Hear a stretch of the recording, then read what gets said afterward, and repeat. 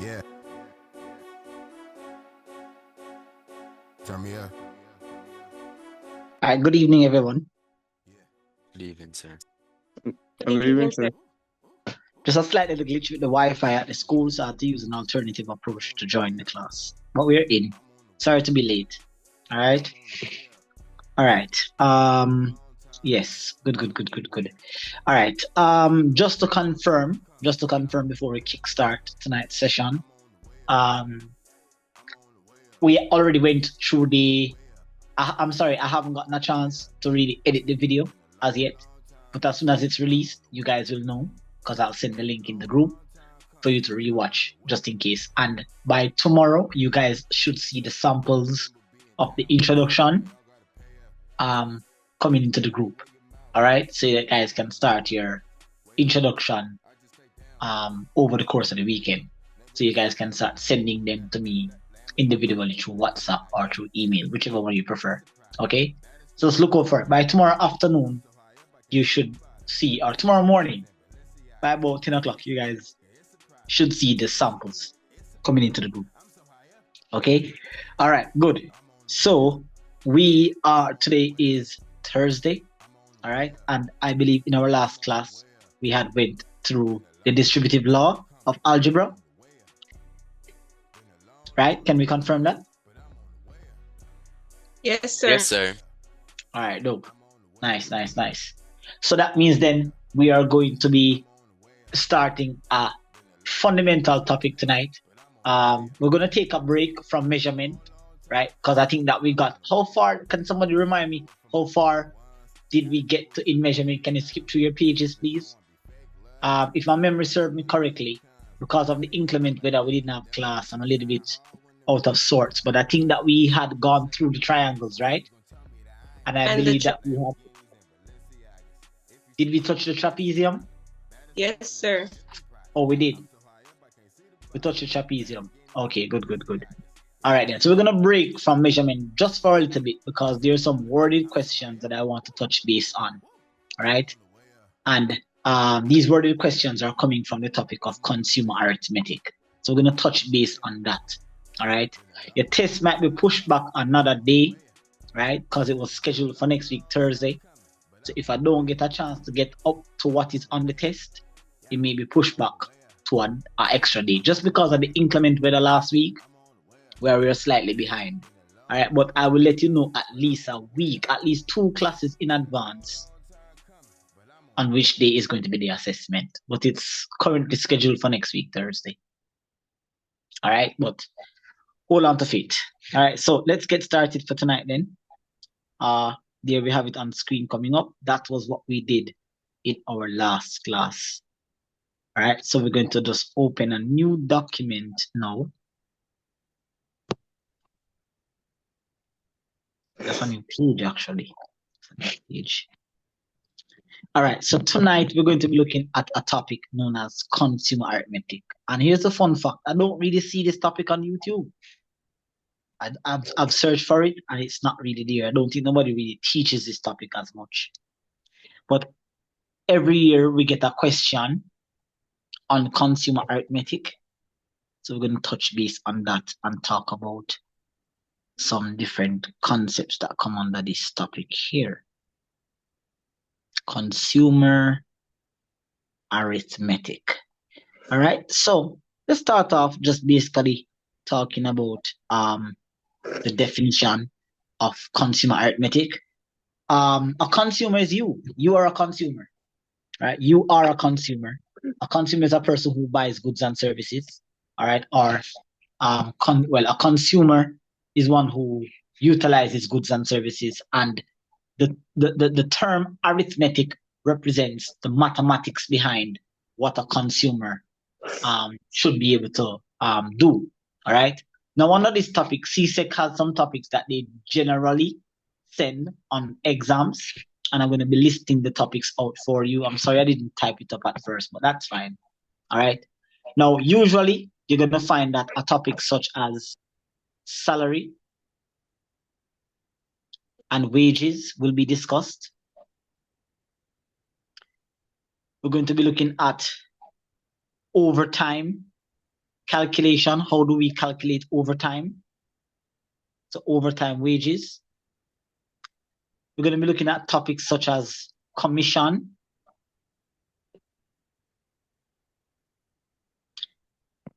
concepts such as profit and loss,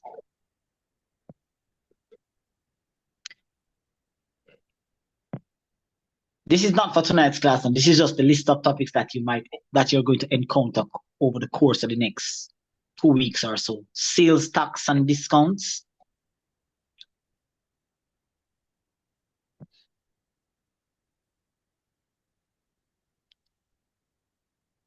hire purchased,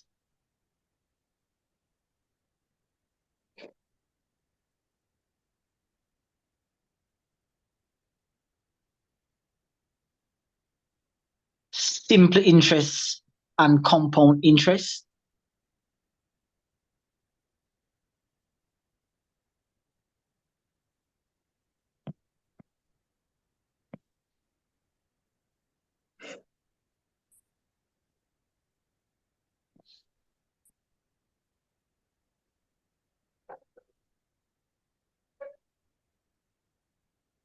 depreciation,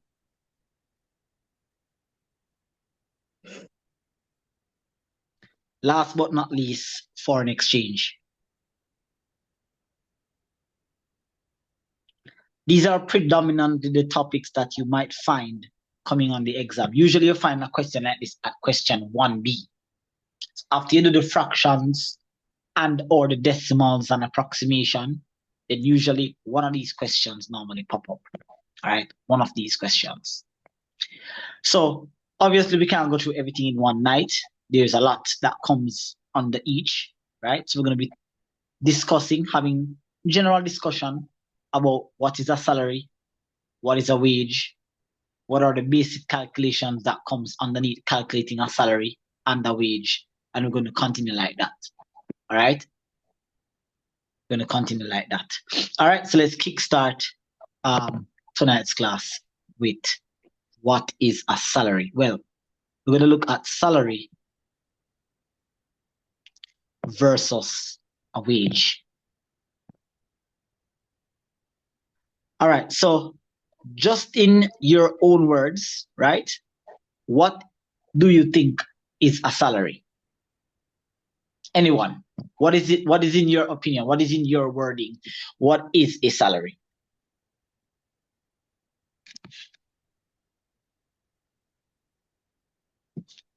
Anybody? Anybody knows what a salary is? That would be your income, your monthly, a fixed income. That is correct. It's the fixed monthly income. You can write that down, guys. Monthly. Yeah, you can write that down, guys. So a salary is a fixed monthly income. A salary is a fixed monthly income. Excuse me, sir. Yes, go ahead. What if the person is not paid monthly? We're going to get there.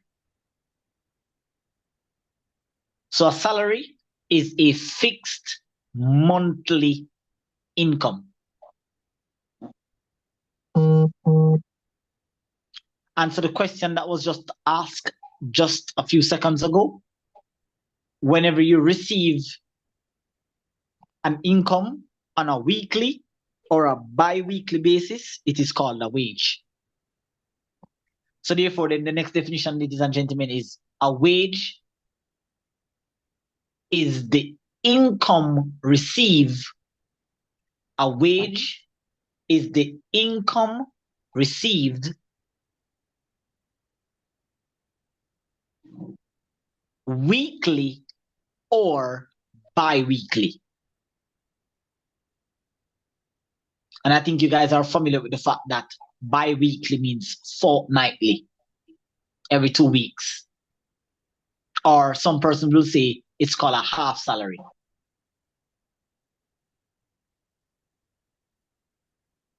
Now, whenever the money is paid monthly, we generally just call it a salary. But there are some persons that actually receive what is known as an annual salary. I believe the type of person that receive these kind of paychecks would be like the prime minister or politicians, then people in the high ranks.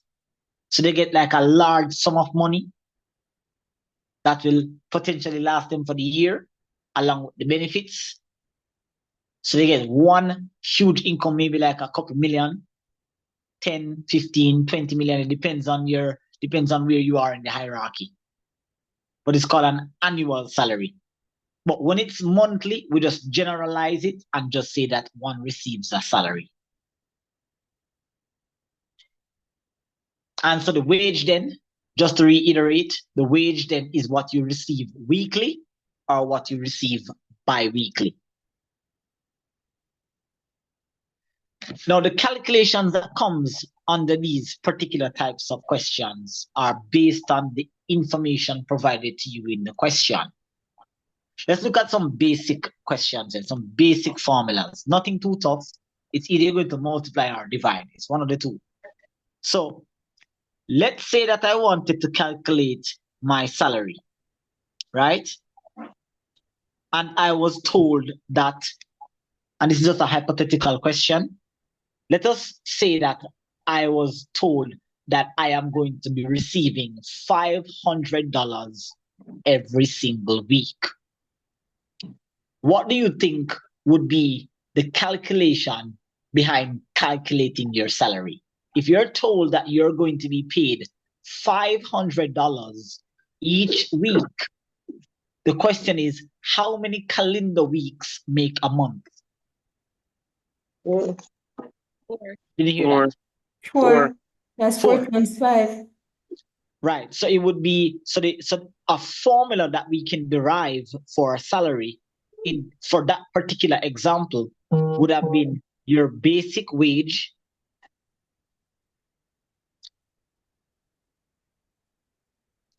multiplied by 4. Basic wage is what you get every week. That's what we call it, basic wage. Or you can just simply say wage times 4. All right.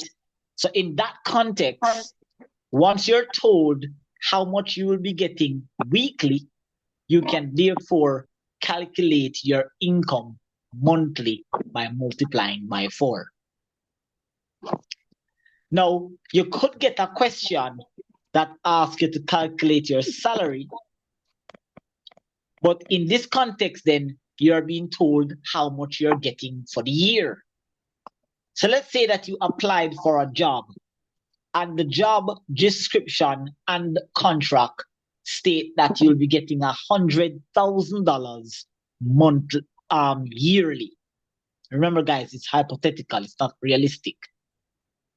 So let's say that in the question, as you're reading it, it states that you are being paid $100,000 for a whole year's of work.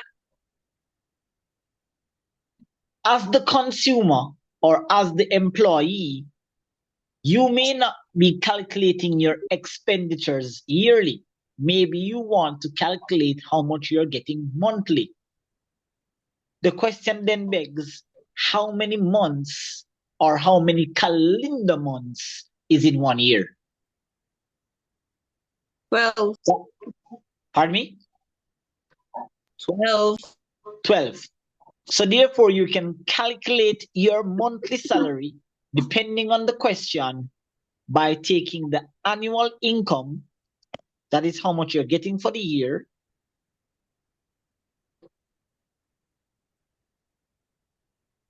and you'd split that 12 ways. So you divide it by 12. And in reverse then, if you are being asked to calculate your annual salary then, let's say then that the question requires you to calculate your annual salary, then it would simply be your monthly salary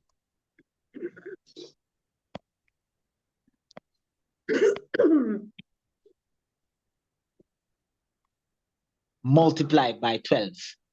Because if you know how much you're getting for the month, then you can simply multiply that amount by 12 to calculate your income for the year. And if you know how much you're getting for the year, then you split that 12 ways to get how much you're getting for the month. And on a more simple version, if you're being told that your basic wage or your weekly income is X amount, then you can multiply that by 4 and you'll get your salary. All right. So you can see that the formulas are very basic. It's either you're going to multiply by a constant of 4 or multiply by a constant of 12, or you're going to divide by the constant of 12. It usually doesn't go outside of that scope. But for it to make more sense, an example question is going to give you all the clarity and verification you need. So take down this question for me, ladies and gentlemen.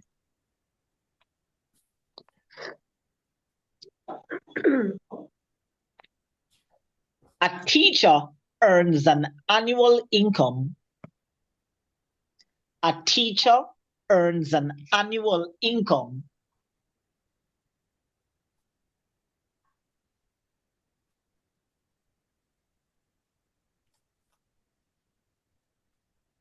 of $250,000.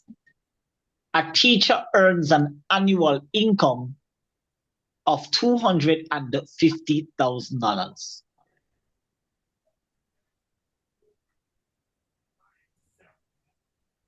Calculate the monthly income of this teacher. Calculate the monthly income of this teacher.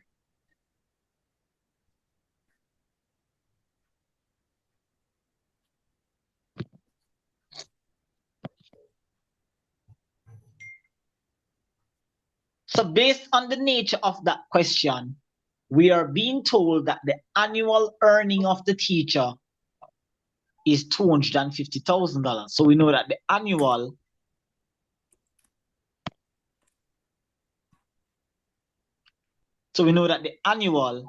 Excuse me, is sir. Pardon me?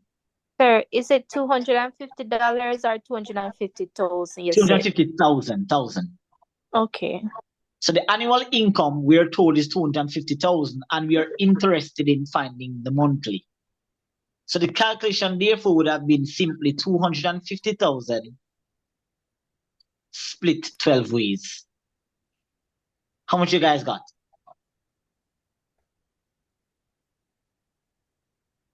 $20,833.33. Run that by me again. $20,833.33. Right. And that is the very basic calculation behind that question. All right. Nothing too tough, at least not yet.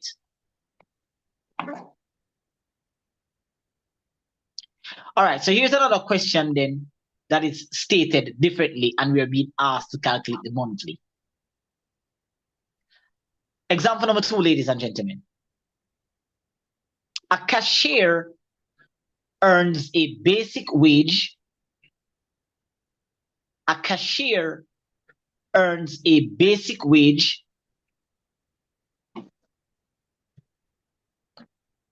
A cashier earns a basic wage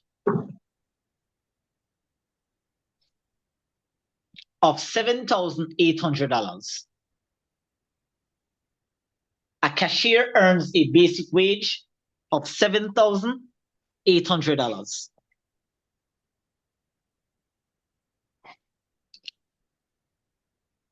Calculate the annual income of the cashier. Calculate the annual income of the cashier.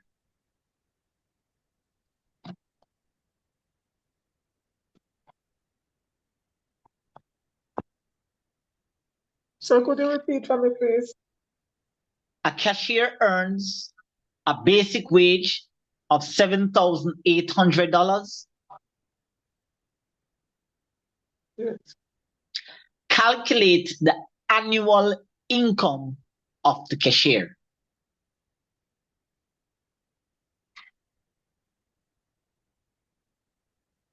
So you have to put yourself in the position that you are the cashier, ladies and gentlemen.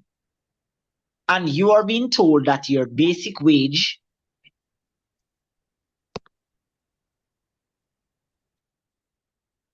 that means the amount you're getting weekly is $7,800. For whatever reason, I don't know if anybody's going to do this in real life. I don't think anybody actually calculate your expenditures on a yearly basis. I don't know if anybody who does it. But for whatever reason, this cashier needs to calculate her annual earnings. Then in this case, we know how much he's getting for the week. So if we can calculate how much he's getting for the month, then we can then multiply that result by 12. Does that make sense? Yes, sir. I got the So answer. therefore, okay, go ahead. Oh, you want me to work it out?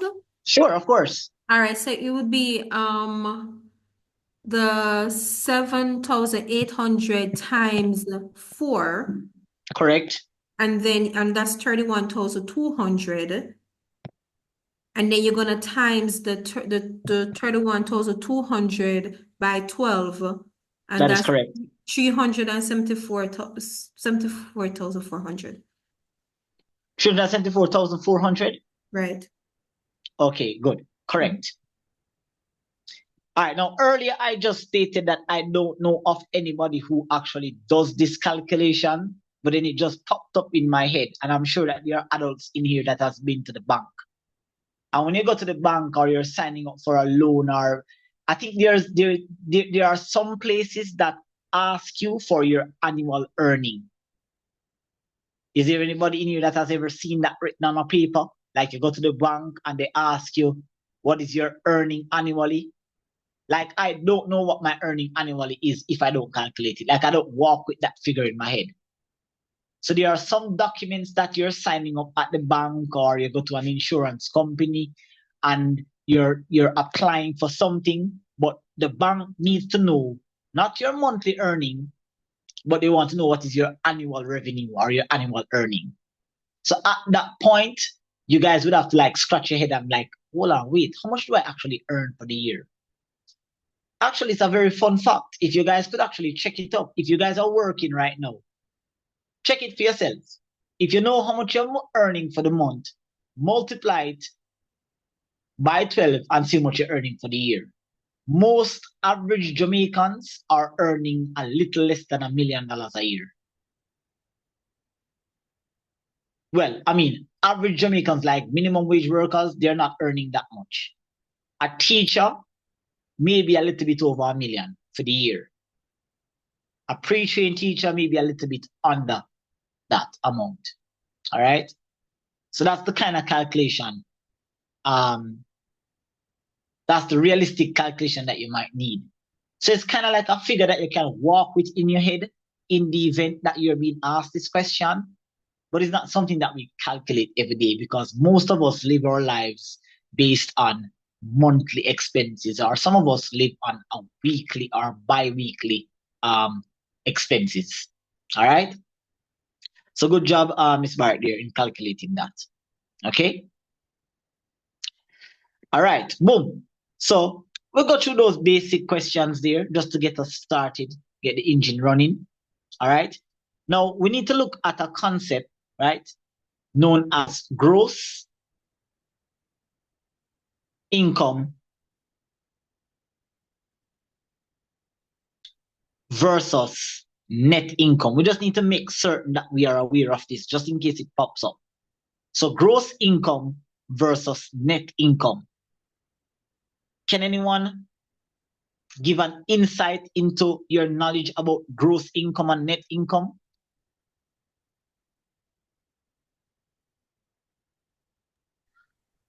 So the gross income is before tax Correct. and the net is after tax. That is correct. So I'm sure that I'm sure that persons here, yeah, they're mostly adults in this class. So I'm sure that some of you guys either get a pay slip, or I guess some of you guys get paid through the bank. So you have like banking statements, or for those who get a pay slip, then on your pay slip, which is divided into sections, you will see where you have NIS, education tax, GCT, all sort of something, all depend housing trust, this, that, depending on who you're working with and depending on if that particular employer pays your taxes for you. When you applied for the job, you would have been told that you're getting X amount. But when the month come and you get your pay slip, you will see what is known as monthly deductions. Once that is deducted from the gross income, then what you have left is your net income. My teacher used to use, well, my teacher back in 09, 010, somewhere there, right? Just to get the concept across to some persons that, just to get the concept across to persons that might find this a little bit challenging in terms of like remembering or knowing the difference. He always use the idea of a fisherman going to the sea. So as you look at the sea, there's a bunch of fishes in the sea. That is what is called your gross catch. But the moment you cast the net into the sea and pull the net out, then the amount of fishes that are caught in the net is called your net catch. So therefore then, it simply means that when you're being told upon applying for a job that you're going to be getting X amount, then when the pay slip come and they minus whatever they need for minus from it, then whatever you get paid is called your net earning or your net income. Let's look at an example where you may get a question that requires you to calculate net income. Take this down for me, guys.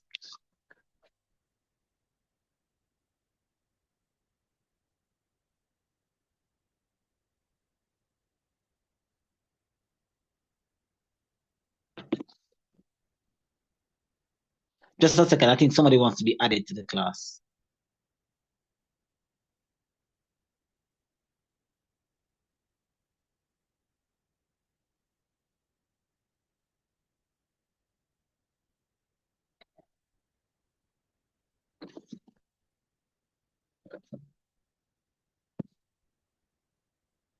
So here's your question, guys, just to run through that, just so you can get an idea of what calculation is required for this type of question.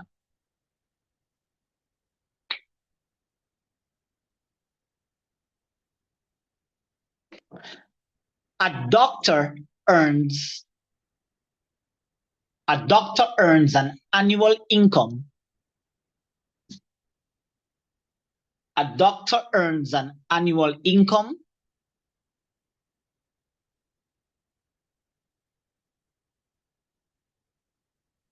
of $500,000. A doctor earns an annual income of $500,000.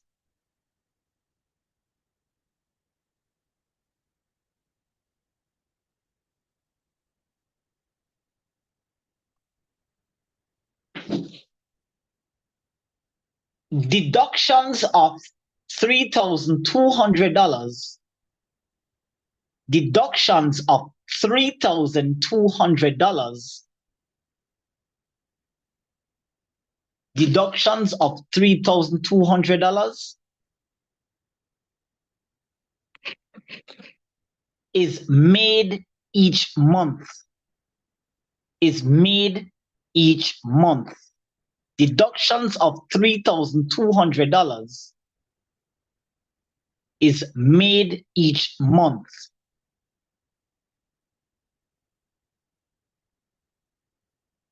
Calculate the net earning, the net monthly earning, pardon me. Calculate the net monthly earning of the doctor. Calculate the net monthly earning of the doctor. I would like you guys to shoot your shot at that, just to come up with whatever you think you could come up with. So just, I'll give you a few minutes, 2 or 3, just to see where your mindset is at. Yes. I didn't hear the question. My father stopped by, so I had to go outside to him. So I should repeat the question from the top? Yes.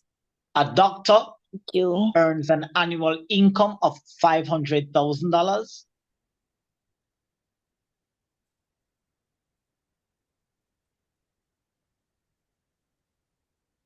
Deductions of $3,200 is made each month.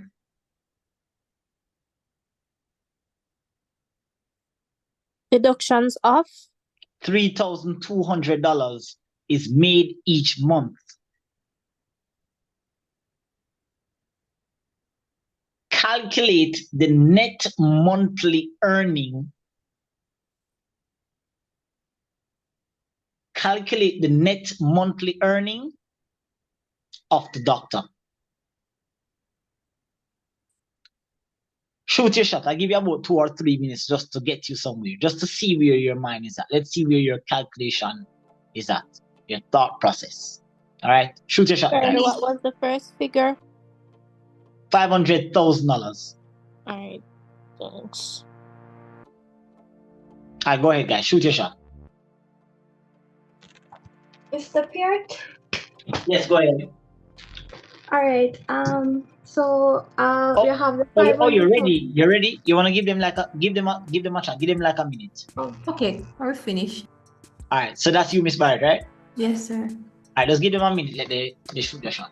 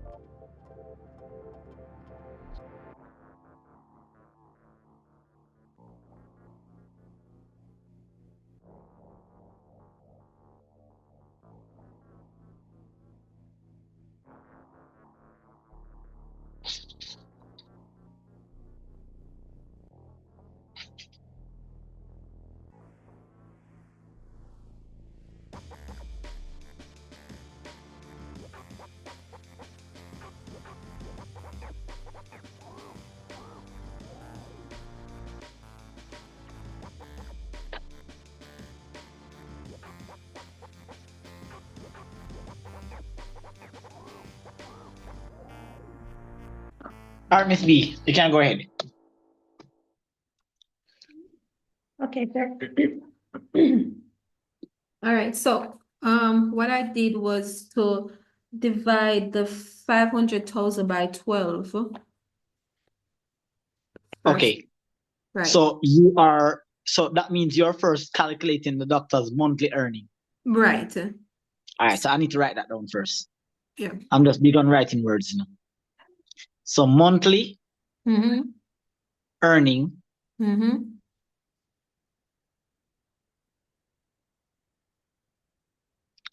is going to be equal to the yearly income, which is 5,000 or 500,000 divided by 12. By 12. How much you got?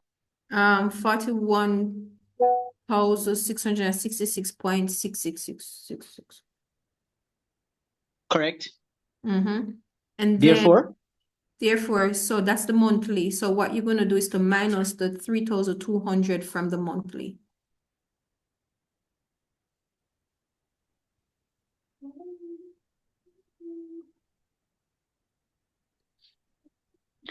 and then you get? I get a net of 38,466.666%. All right, very good. Good job. Does anybody have an alternative approach? This is the easiest approach that I could think of. Did anybody get the same answer but took an alternative approach? Yes, sir. Kevin, let us hear you.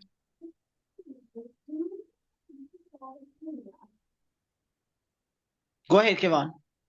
Sorry, I didn't know you weren't hearing me. So first I calculated the deductions to a set number. So I'd said 3,200 times 12. So I Very did good. So you're calculating your yearly deductions. You're calculating the amount of deductions for the year. So yearly deductions. Hold on, let me just write that down. Yearly deductions is 3,200 times 12. times 12. What you got? I got 38,400. Uh-huh. Then I took that 38,400 from the 500,000. So 500,000. Yes, So sir. that means you're minusing all your taxes from your gross. All right. 38,400.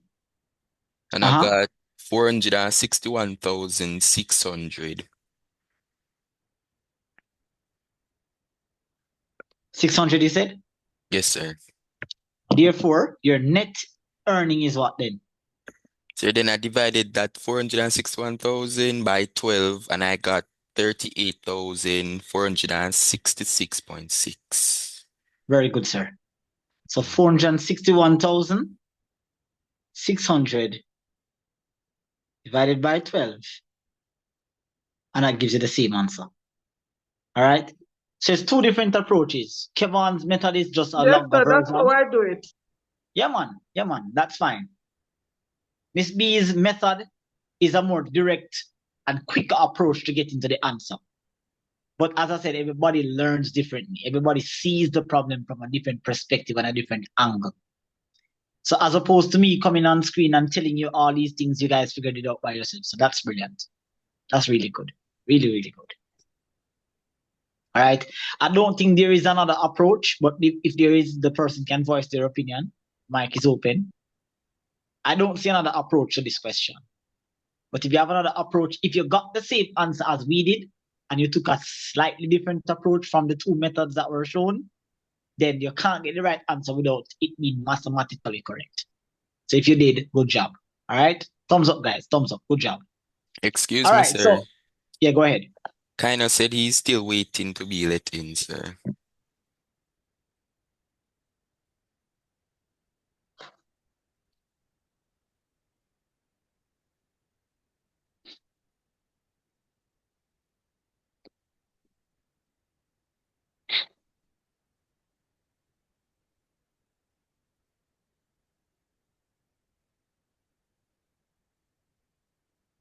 All right. So good job, guys.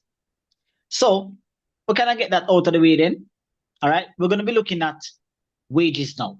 We're going to be looking at some examples, going through the theory of what are wages and what are the factors that contribute to one getting their wage. So head up for me, guys. Wages.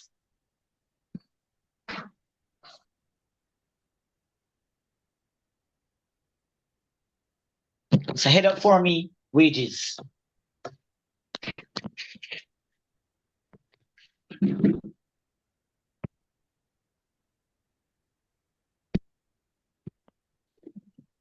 So I believe that we had defined it earlier, what a wage is, but we're going to go again.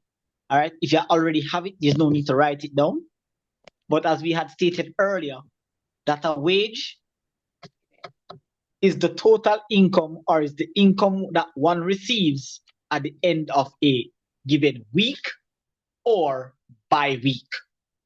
So is the amount of income one receives weekly or bi-weekly or fortnightly, or as them say, half salary. Now, we call it we don't just call it a wage, guys. We specifically say basic wage. Now, the factors that influences one getting their wage, and this is something that is occurring in real life, right? Anybody in here that works, wherever you work, and you get your pay weekly or you get your pay fortnightly, these are the factors that the employer takes in consideration in order for you to collect your pay. The employer have to bear in mind the factor of what is known as your basic week And so your basic week is known as, or your basic week is referred to the number of hours completed in 1 week.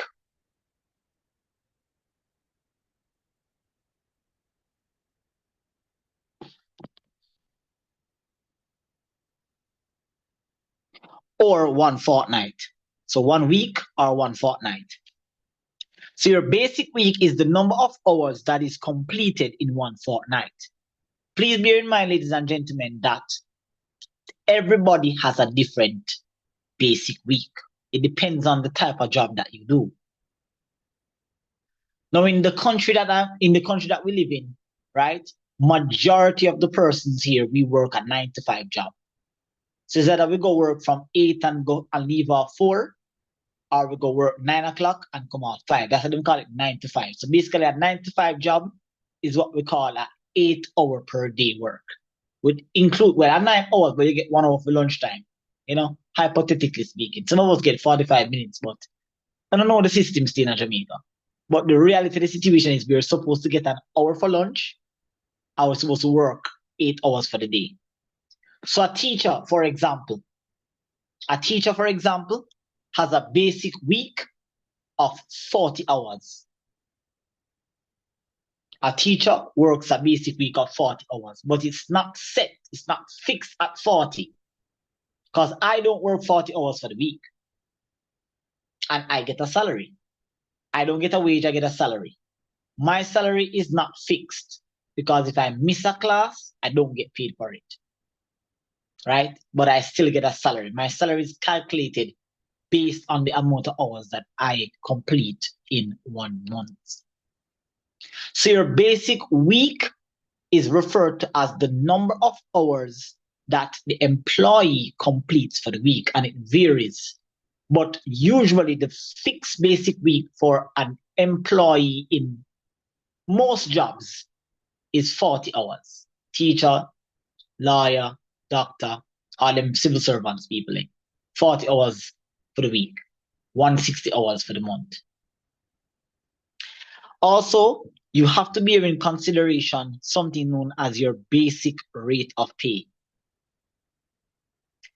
And this is what you call your hourly pay. So it's how much you're paid hourly. I'm sure that persons here that work can attest to being paid an hourly rate. You don't have to state what it is, or you don't have to state if you get that. Some persons are just told that you need to work from 9 until 5 and your salary is this. And there's some jobs that will allow you where if you miss a day, you still get paid. And there's some jobs that if you miss a day, you don't get paid. So it really varies depending on the company or the business you're working for. But your basic rate is known as your hourly rate, or the amount of income you earn per hour. So you guys know me and the formula. And I've demonstrated to you how important the golden rule is. And the golden rule is always have a base formula to work with. Because not everything in math is going to be given to you from a direct approach. It is not all the time you're going to get a question that requires you to find the basic wage. I could restructure the question and ask you, what is the basic week for that employee? Or I could ask you, how much is that employee earning per hour? I'll demonstrate that in a second. But let us derive a formula. And it's not something you have to study, because I truly believe that these questions are merely common sense, which is why you're not going to find a lot of instructors teaching this topic on YouTube. You're not going to find it. If you type in consumer arithmetic, or some whole heap of other something come up. And if you were to type in CSEC consumer arithmetic, you don't really find anybody really teaching this, because they categorize this topic as being common sense. But it's common sense for some people. I have a lot of students that struggle with just understanding this concept. Anyways, We're going to write it out in words, guys. So we're going to say big B, big W, that is called your basic wage, is going to be equal to big B, small w, which is your basic week, multiplied by big B, small r, which is your basic rate. So based on the amount of hours you work for 1 week or 1 fortnight, and based on how much you are being paid hourly, then that is how your wage is calculated. Now, the security, persons who do security jobs, right? They can attest to being paid hourly. I can attest to being paid hourly. I don't know if anybody in here knows what it is like to be paid hourly. But if you do, then you can relate to the calculations that you're going to see here. So we're going to put a little red box around this. And that is our basic wage formula. Now, as I said, in this particular formula, there's 3 different variables.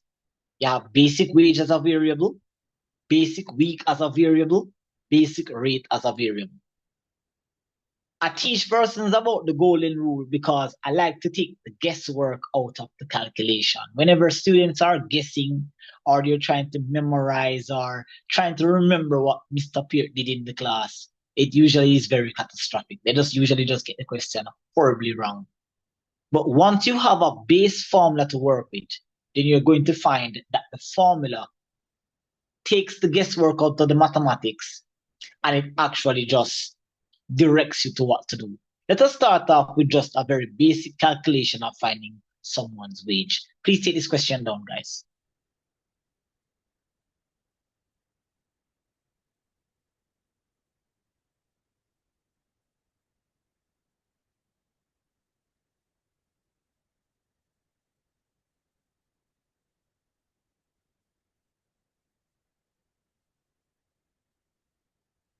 An office clerk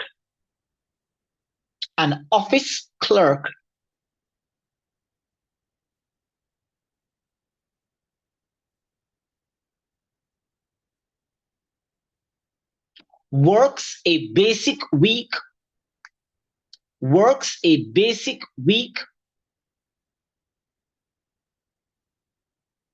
of 35 hours. An office clerk works a basic week of 35 hours.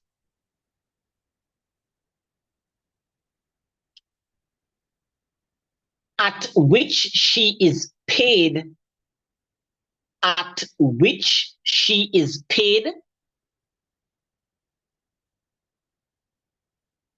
a basic rate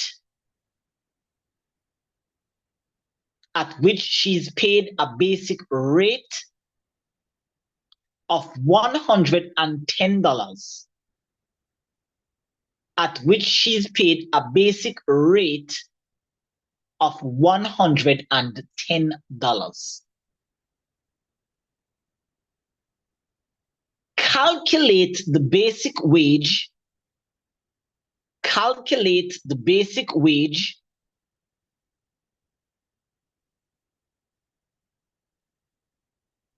of this office clerk. Calculate the basic wage of this office clerk.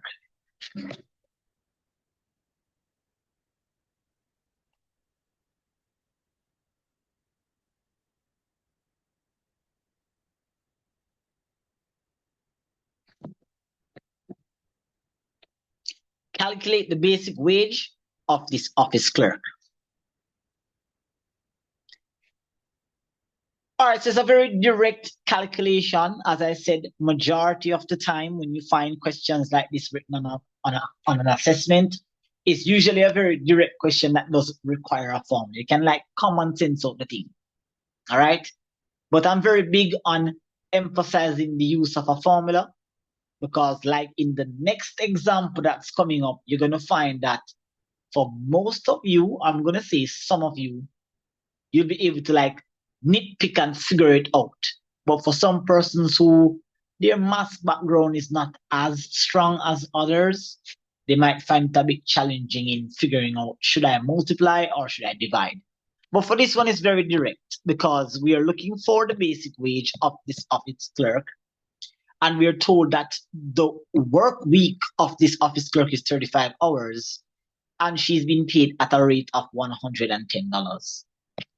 So mathematically speaking, then 35 multiplied by 110, I believe this is 300 or 3,000, 3,000 and 3,850. Sir. Is it? Yes, sir. Sir. $3,850. Very simple math, nothing too difficult. The challenge is not where we are at right now. The challenge is a little bit later when we start to twist and turn the question. All right. So I'm trusting that you guys got that and understand that the basic week is 35 and the basic rate is 110. Multiply that to get $3,850. Is it clear?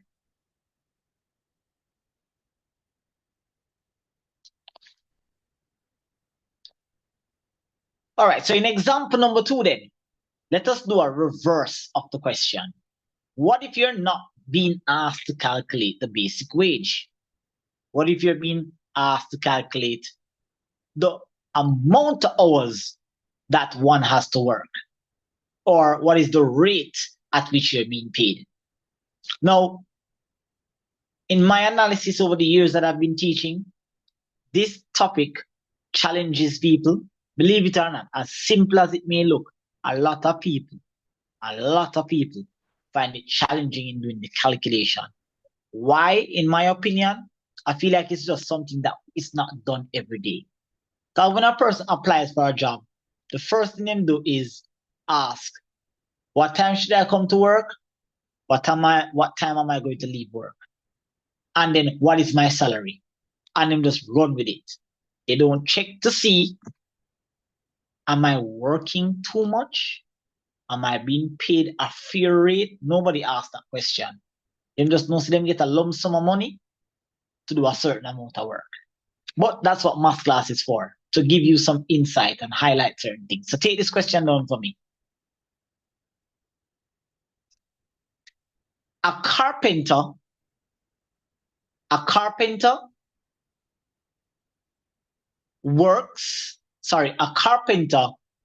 is paid a basic wage. A carpenter is paid a basic wage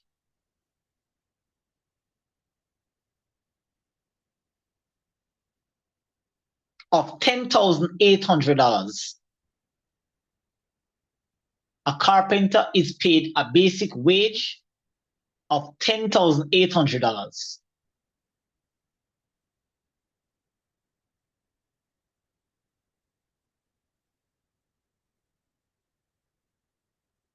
For a work week of 52 hours.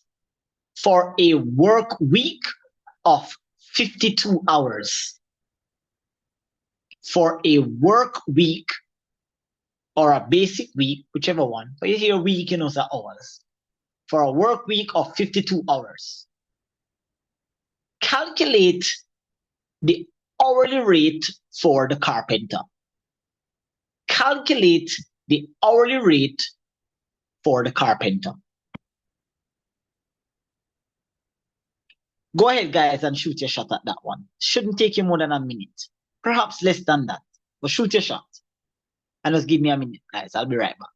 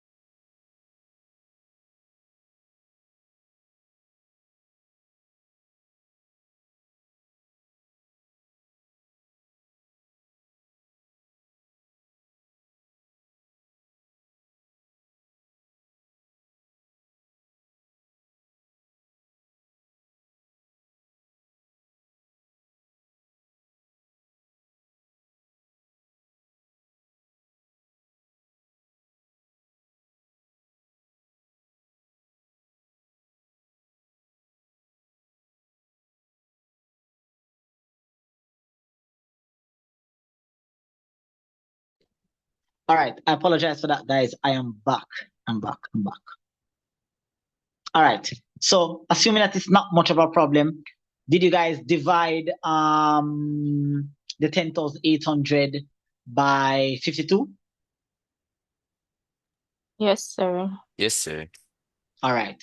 And I'm assuming that some of you guys probably have just common sense talk, but we're gonna go ahead and just do it the way how I prefer to do it. So basic, pardon me.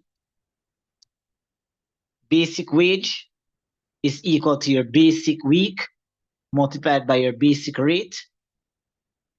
So now I know what the basic wage is. I'm going to take the 10,800 and I'm going to put it underneath the variable that represents basic wage. And so the basic week is 52, and I am currently looking for the basic rate. So you guys mentally know that you have to divide. But mathematically speaking, the reason why we're dividing is because the 52 and the BR is connected by multiplication. So the opposite of multiplication is to divide. So therefore, it is going to be 10,800 divided by 52, and that's equal to BR. I'm sure you're asking, sir, do I have to do all of what you just did on screen? You don't have to do that, guys. This is just the way that I teach it, because later on, this sort of approach to all the questions usually becomes your saving grace. You'll see later on what I'm talking about. Maybe not in this class, but later on, as we go into more topics, you'll realize how important it is to use the golden rule of writing down your formula. I've shown you that when we were doing measurement, I've shown you how important that is. Writing down your formula is the key. It takes the guesswork out of the mathematics. All right? So what did you guys get for the basic rate? $207.7. 0.7 cents. 7 cents, that is 0.7 or just 0.7? 0.7. So it's 70 cents. All right? Let's check the time here. It's 8:12. All right, so what I'm going to do for the next 80 minutes then, so we have completed the concept of basic wage in its reversal form. So I'm just going to touch on overtime, but I'm not going to go in depth into overtime. I'm just going to be touching base on it, and in our next session, we're going to be looking in depth into what is overtime and overtime calculation. So overtime then, ladies and gentlemen, what exactly is this? So overtime wage actually is a separate calculation. It's a separate wage calculation that is separate and aside from your regular pay. Now, I guess things are becoming more modern now, but as far as I am concerned, right? As far as I am concerned, apart from working at the call center way back in 2017, I've never had experience getting paid for overtime. Normally, when a person make you work overtime, they just normally bump up your pay. They don't give you the exact amount that you're supposed to get. But there are laws that states that you are supposed to be paid at a specific rate. Now, let's put a definition to this. Write this down for me, guys. Let's put a definition to it. Overtime wage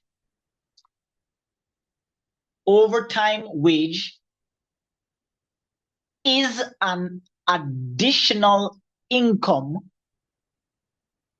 Overtime wage is an additional income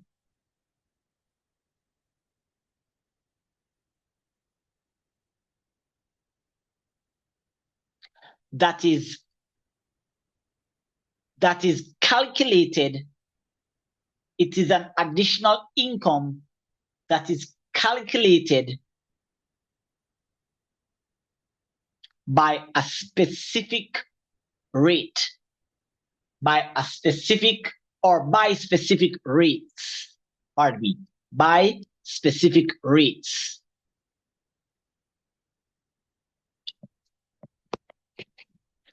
All right. Can anybody confirm if they are aware of what is known as time and a half, time and a quarter, time, oops, there's no more time, double time. Apart from hearing this from another math teacher that you might have encountered with, or maybe you heard it from somebody, is there anyone here that experienced being paid at any one of these that I've listed? Yes, sir. All right, you don't have to state how much. You just have to say, so you know about time and a half and time and a quarter and double time. All right. So these are what we call the overtime rates. Right? So it means then that time and a half implies that your hourly rate will increase by 1.5. Your hourly rate, ladies and gentlemen. Your overtime wage is not calculated against your basic wage. You cannot get 1.5 times your regular pay. It is your hourly rate that will increase. So time and a half means 1.5. Time and a quarter means 1.25. Double time means times 2. Now there's a fractional representation for it, but we don't really use it. But I'm going to draw up a table. All right. I'm going to draw up a table. And so we have time and a half, time and a quarter, and then we have double time, DT. So with time and a half, from a decimal point of view, it is going to be 1.5. Time and a quarter, 1.25. Double time times 2.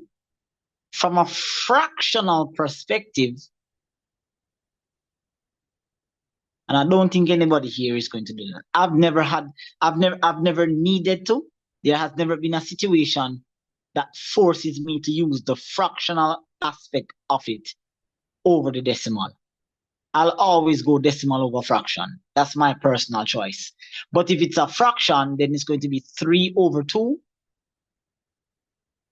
Time and a quarter is going to be 5 over 4. And double time, well, we know that a whole number as a fraction is really the whole number over 1. But we still just say times 2. So it's times 2 over 1. Now, the question is going to ask you then, the question then you might ask is, will they always state what the overtime rate is? They have to. They have to tell you that the employee is doing overtime and they are being paid at whatever rate. Unless we try to structure one question, we just shake up your psyche one type of way, and then they're going to ask you for that. But I think for CSEC questions are usually very direct. They're not questions that really tries to, they don't make the questions too challenging. It is just instructors like myself and some other persons that will try to test your analytical skills when it comes to reading the questions. But for the most part, they keep it very simple. If you have ever encountered a consumer arithmetic question on a CSEC paper, you'll realize that it really doesn't go too deep. Even though it can, they don't really carry it too deep. But let's keep it simple. All right, let me see what time is it. We have 11 minutes. I may be able to do a question just to guide you, just to give you an insight into how the calculation is done. But for the most part, guys, time and a half is 1.5, time and a quarter is 1.25, double time is times 2. All right, and the rate is calculated against your hourly rate. Take this question down for me. We have 11 minutes based on the scheduled time, but we start late, so we can go over one extra 5 minutes. But all right. All right, so it's calculated against your hourly rate. All right, take this question down for me, guys. The last one before we get out of here. A truck driver is your example question, guys.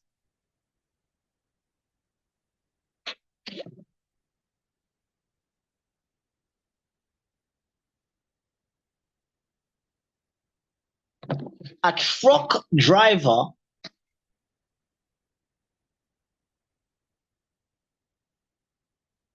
is paid a basic wage. A truck driver is paid a basic wage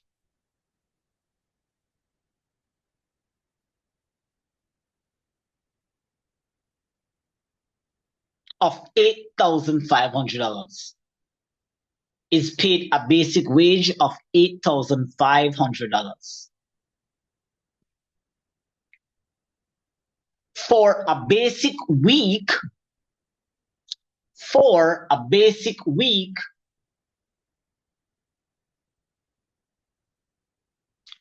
of 28 hours.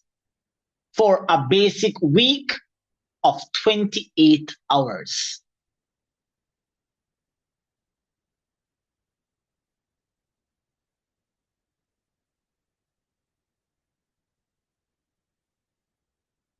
Full stop. Any overtime worked,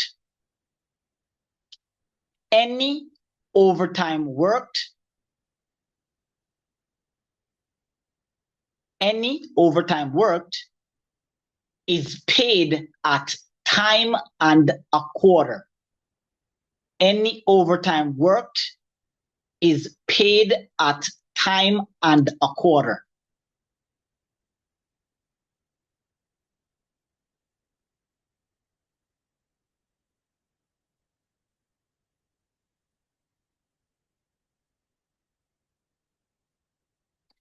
During a specific week, during a particular week,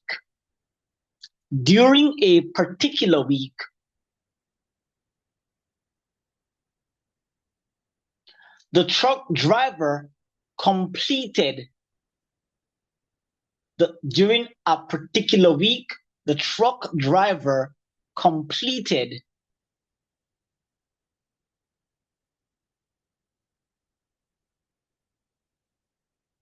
39 hours of work.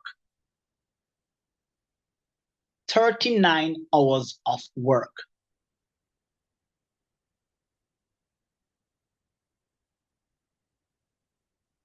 Full stop.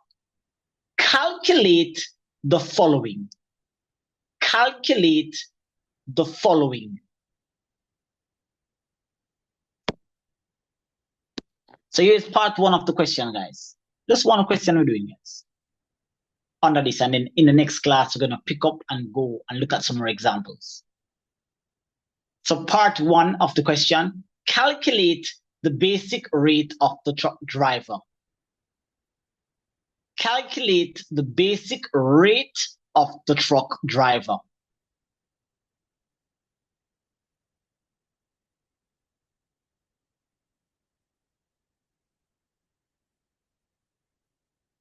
Leave about a line or two in your notebooks for the solution, and then leave the next part two.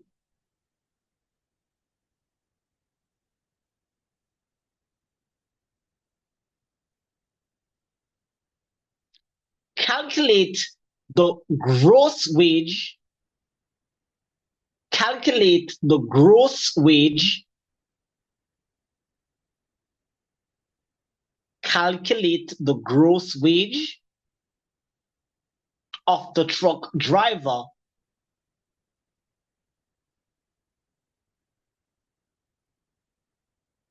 for that particular week. Calculate the gross wage for the truck driver for that particular week.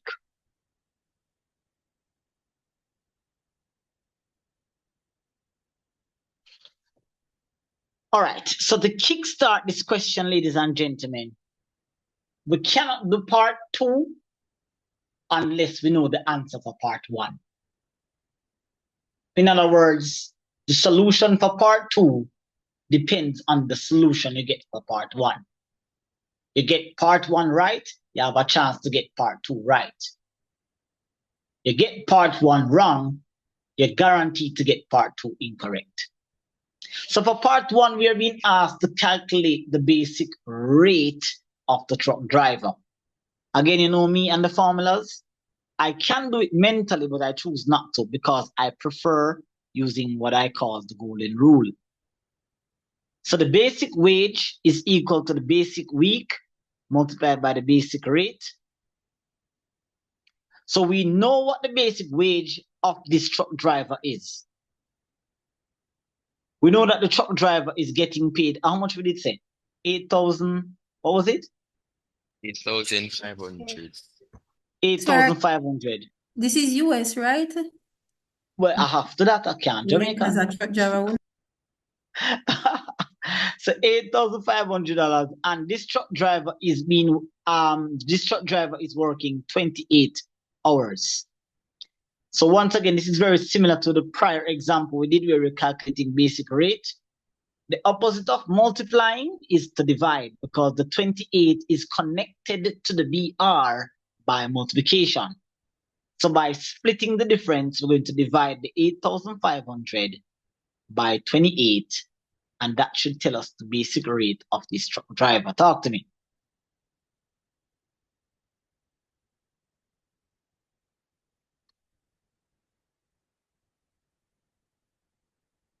Talk to me, guys. 303.57.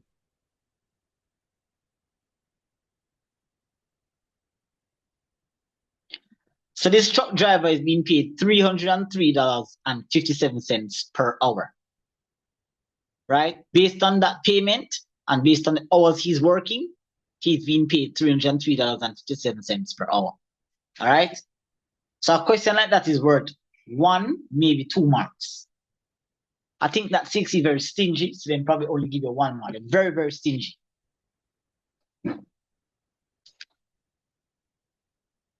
Now, if you observe the question carefully, you'll realize that this particular truck driver, during this particular week, this particular truck driver seems to have overworked himself. Because in the initial part of the question, he was contracted to work a total of 28 hours. But this particular week, he seems to have worked 39. What do you propose had happened this particular week? What do you think happened? He did overtime. He did overtime. So to kick start part 2 of the question, we would have needed to calculate what is the truck driver's overtime hours. And to calculate the truck driver's overtime hours, we would have had to subtract the amount of hours he worked this week, this particular week, minus the amount of hours he was always contracted to work, which is 28. So mathematically speaking, then we're looking at this truck driver working a total of 11 hours overtime. Now, we already know that if he did not do any overtime, we know he would be collecting $8,500. But because he has worked 11 hours overtime, then the 11 hours that he worked will be paid at the rate that we calculated in part 1. So 11 hours multiplied by $303.57. But ladies and gentlemen, overtime is a separate pay. It's a separate check that you get. It is calculated differently. And based on the nature of this question, this truck driver is being paid at time and a quarter. So at a time and a quarter, his rate of pay will increase by 1.25. Go ahead and process that calculation for me.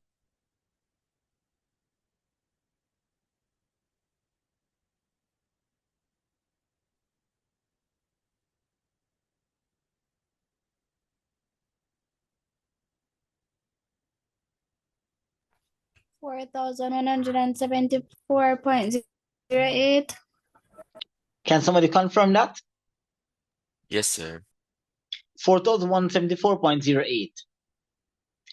So for that particular week, just because of overtime, he has worked an additional 4,174.08. Now, earlier, I think Miss Cherry is the one that defined the difference between gross and net. In this particular example, the context of gross wage isn't related to before or after tax.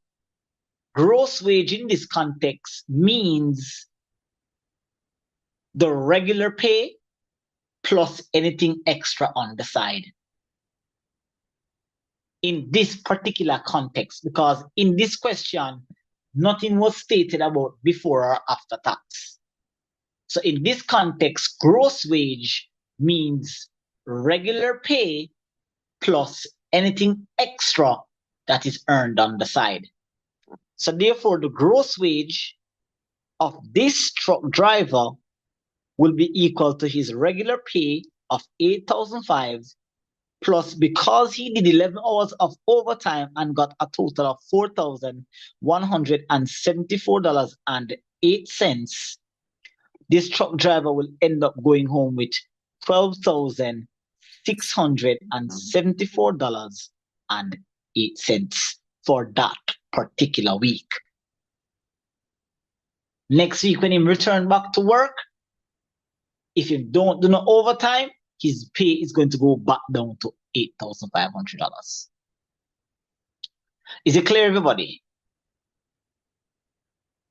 Yes, sir. Yes, sir. In our next class, we'll dig a little bit deeper and I'll try to construct a question around the idea of reversing the question. But we have run out of time for tonight. Remember, guys, I have class on Sunday and I'll be going through a bunch of these questions. I have about 15 of these questions, and I don't want to even use the word advanced. I think that they're just questions that are very analytical. If you guys would like to be a part of the session, you know how to reach me. Just DM me in my WhatsApp and then we can sort it out. All right.